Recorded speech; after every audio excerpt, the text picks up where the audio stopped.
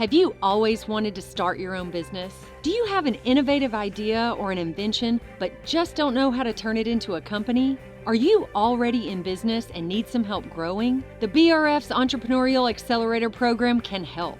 At EAP, we work alongside you, helping you with things like financial modeling, funding strategy, pitch preparation, and marketing strategy.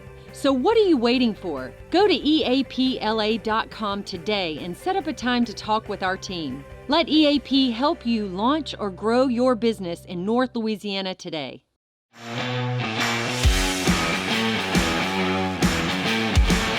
Welcome back to On The Cusp. My co-host Matt Snyder is with me here again today. But with us is a special guest, William Bradford. And we've been fortunate to work with William in lots of projects, everything from commercial real estate, economic development. And here's the truth, when I get a hard one at the BRF, okay, I always say, call William Bradford, get him in here, all right? Because the guy's done it from the city government side all the way to building his own, all right? So he's a key part of what we do. And William, tell us about yourself. Well, Dave, Matt, thanks for the opportunity to be here. It's a very special podcast that you all do, and this is very important for our community. It helps to inform the listeners and viewership of what's on the cusp, right?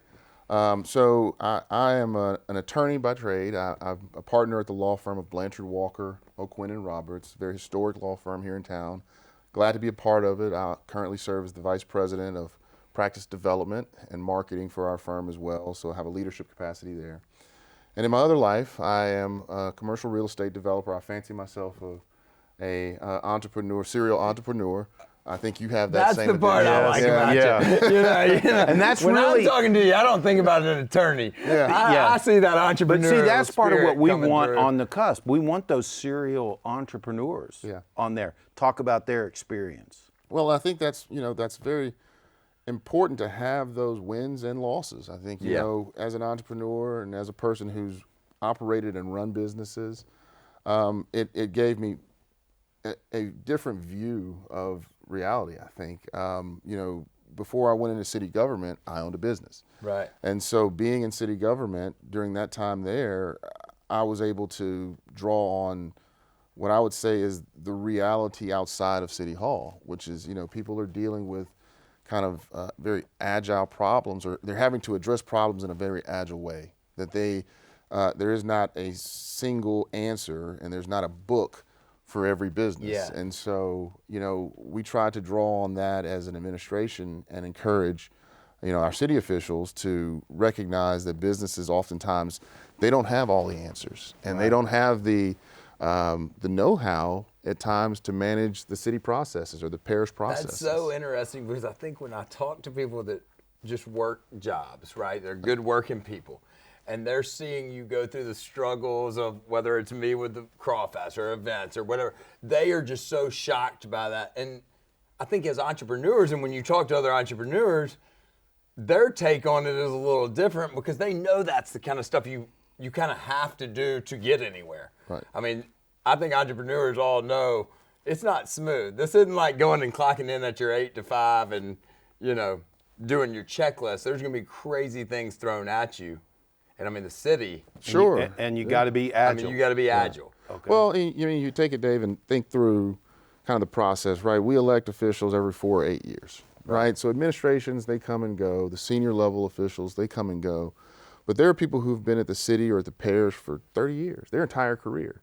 And so, you know, they have learned over their time in service that, you know, there are ways that work for their office. Right. And oftentimes the evolution of business and the evolution of governance don't always synchronize. I'm glad. I was like sitting over here, you know, jumping, going, some of those people, I mean, they're great people in government all across, but keeping up with the changing tendencies of the world and the country and the city and the state and business is a challenge for some of those people that have been in those roles. But there's nobody, and I'm speaking for Dave Smith and all the entrepreneurs that I've helped, I've never run into anybody in city, parish, state government that wanted to be an obstacle. No, either. that person to me does not exist. And I know it may sound counterintuitive because there are people who make life difficult in city, parish, and state government. But I have not met a person yet who wants to see your venture fail. Now, there are individuals who wanted to conform to what they understand as reality. That's right. And so sometimes, and this goes into the probably most important part of understanding how to interface with government is communication. What I have learned to be successful, both as a government official, as a regulator, somebody who is telling you the yeses and nos of what's allowed in the city versus a person who's asking permission, Right. is start the communication process early. Absolutely. Right? I do, and for my clients, I tend to encourage them when it's a land use or a venture, economic development venture, to let's set up a preliminary meeting with, these are the key officials you're going to want to talk to that'll have oversight and review over your venture. The other part of that I always try to remind myself when I'm walking out of City Hall and it's been a stressful one and I'm not getting the answers I want, whatever, I always try to remind myself that that person that I just had that engagement with is dealing with someone on the other side of the issue that is just as passionate as I am. That's right. And that person is trying to balance what can be best for both. And when you see it like that, it's easier, at least for me, to not be angry, not be upset, and not go slam all government officials and know that, and say, hey, they have a hard job, because you got to keep everybody. You're trying to keep everybody happy in situations you probably can't keep either happy. Yeah, and that's a global approach that I wish our community as a whole would take, because there's a lot of cynicism in this area, and I think we fight. Like guys like us fight that more than we fight real issues at times. Correct. Yes. I mean, our city is I use Shreveport, but Shreveport, Bossier, our region, is an area that is hardest on itself, and I use that phrase because we oftentimes overthink our problems and underthink our solutions, and so there's a need in our area to begin to believe that, by and large, the people sitting next to you are good people. That's and right. they want to help. Even if you're not on the same side Correct. of an issue. Yeah, absolutely. That doesn't mean It's they're okay bad. to disagree. That doesn't mean they're It's criminals. You can, you can disagree on the way to do it, okay? But for us in economic development, what becomes most important is we have to get the opportunity. Right. That is what's important. And what we see is, well, it's got to be in my backyard or I don't care. Right. Well, no, that's really not the approach that we need to take. If it doesn't matter whose backyard it falls in, as long as we get the opportunity, because rising tides lift all ships, and I'll take the 600 jobs. That's right. Okay? That's right. That's what's important, because you bring 600 jobs, the recent announcement, congratulations, you were part of that. Glad to be.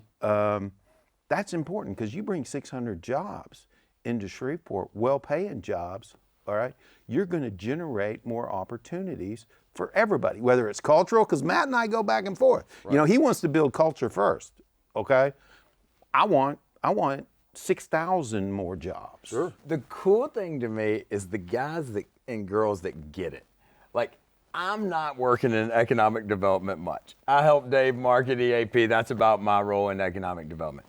But I'm cheering, and I think the economic guys like Will and Rich Lamb know I'm on the sideline hoping they win. Well, and I know they're cheering for me, trying to bring more culture to Shreveport. Well, I'm gonna disagree politely, right? Yeah. Is you are in economic development. Everybody in this room is impacting the economic climate of our community, and the things you're doing, Crawfest, and the events you're hosting, and the marketing, and the efforts you make are all part of that fabric that we're weaving together. Guys like Rich and I, we're architects of deals, right? We help to structure and provide a backbone and the skeleton, but the meat and muscle are guys like you, right? I mean, there are folks like Dave and the folks at EAP and BRF who are helping to incubate business ideas and cultivate them. Then you have to have the entrepreneur who has the idea, right? The genesis of the entire effort. Which really and truly is the hardest part to generate in the whole equation.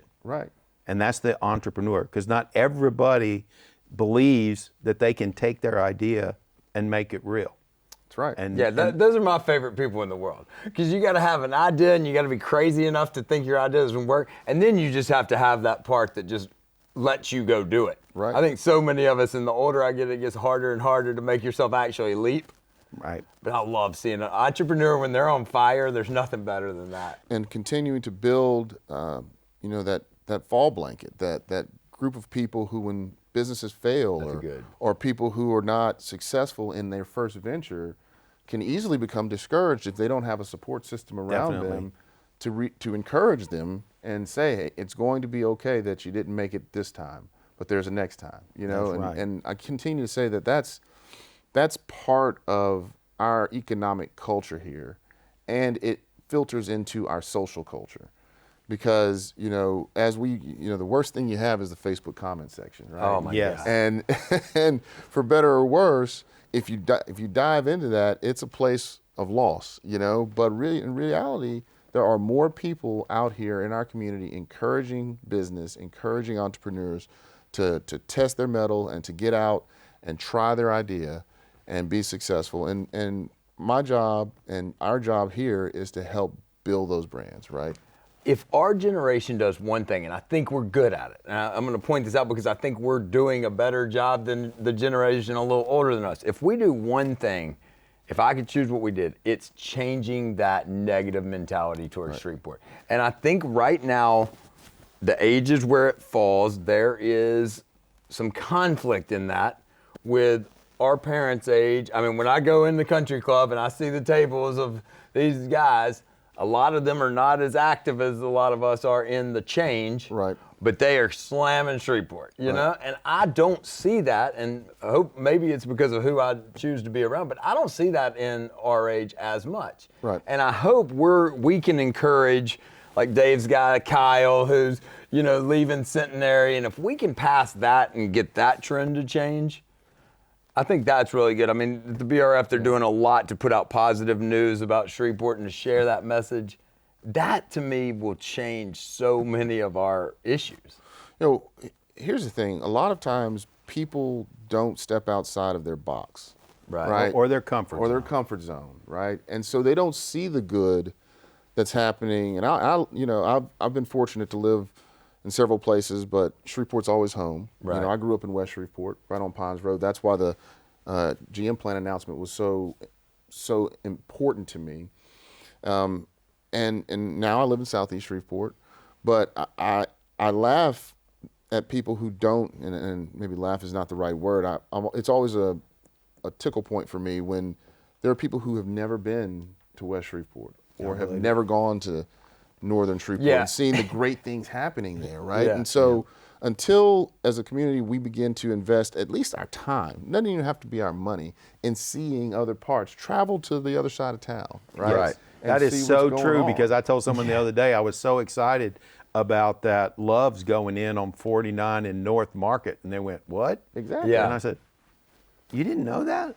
Where have you been?" Yeah, because a lot of those people need to find value in other parts of Shreveport. That's right. Like some of these people stay in their little pocket, and the problems. They are making the problems for us. That's right. There's a lot of value across this city in a lot of different areas. And there are a lot of people doing a lot of good. There are, yes. And so, and I'll go back to my time at the city. One of the things I had the privilege of doing was visiting our fire stations. Oh, cool. And when you look at the fire station breakdown, they're in every neighborhood. Yeah. Right? They're able to serve. That's why we were a Class A fire department.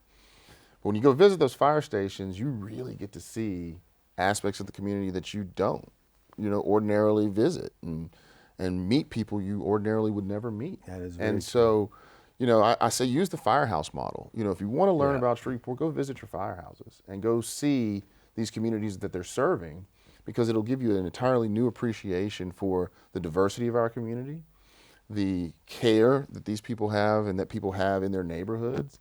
We see 1% of the dirty parts of Shreveport, right? And if it bleeds, it leads. So that's what we see on the news, right. But there are a lot of people in areas all around Shreveport who have made their own critical investments.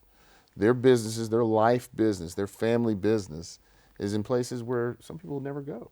And once you begin to identify and see those areas, like you said, that love for Shreveport grows, right? And you understand that, man, we're a very unique community. And Shreveport Bossier, really, this region, we're very unique. I mean, there's so many different personalities, right? Oh, yeah. We're not pigeonholed into one kind of culture. It is, we're the best. I always say we're the best of Louisiana and Texas. We're all. I think we get the best of all of it, really and truly. And what I like to tell people is, a river runs through it, which binds us together. Right. It doesn't divide us in any way. It is never intended to do that, because you and I just did, Chasing Aces. That's right. Okay. And what I really loved about that project is everybody told John Dudley, oh, it'll never work, you can't do it. Right. Okay. There's no way. And look, yeah, we're going to break ground here. Some of my favorite stories are the ones where everybody's saying they can't do it. I mean, I remember Brad at Red River Range. I mean, everybody was running around town. Oh, Brad can't open a gun range, Brad. And he's doing great. And it's awesome, and it's unique, and it's cool, and it adds to the fabric. Yeah. And harkening back to our earlier conversation about sometimes the internal cynicism we have, you hit it on the head. The Red River runs between us, but it doesn't divide us. And I'm a regionalist. I do not shy away from that. The BRF is. We cannot survive without Bossier, and Bossier cannot survive without Shreveport. And if we're calling it like we're calling it, if people are saying they are going to fail, then we are going to fail. That is correct. And so we have to, as an area, look to the assets we have, how we're approaching economic development opportunities, how are we applying for those opportunities, responding to those RFPs. Are we responding as a community, as a total community? Because when you look at our MSA, our service area, we are a very competitive first-tier market, but we have to do it together. Now, if you bifurcate Shreveport and Bossier, then the conversation changes. We lose. But when you take into account the workforce capacity, the technology development, the critical infrastructure needs that most industry is looking for, we serve all of that. Yeah. And we have the asset of the military base here, of the Air Force Base. I mean, we have all of the check marks of any other major metropolitan area. That's correct. We just have to believe it. Well, I think we have to work together. We have to. And that is a huge thing that you and I know. That's in right. a lot of pockets, we have to get better at that. If I could change the way they calculate the MSA, all right, I would go after it. It's federal law, so I really can't. Right. But maybe. Dave, you got it, man. But, I mean, if you take into account, East Texas, what we serve, Southern Arkansas, what we serve, okay, our MSA is bigger than most people realize. Absolutely. Oh, Absolutely. Yeah. And it is critical, and it makes us very attractive. Yep, that's right. And we have to begin to, or let's say it another way. We cannot let perfect be the enemy of progress. Because we always, and I'm saying our community has a habit of wanting the idea to be perfect before we move on it. That is true. And it is never going to be perfect. We have to be agile. We have to be willing to adjust to change. And we have to be willing to suffer some failures along the way. Because we have missed several opportunities that are staring us in the face. We cannot start at no on these projects. We have to start at yes and then go fix all the things. When I first came up with the Crawfest, every time I mentioned it, it was nope, and with a reason. And I really just kept coming back with answers to every reason until they were tired of dealing with me and said, fine, Matt, just go try it and see what happens.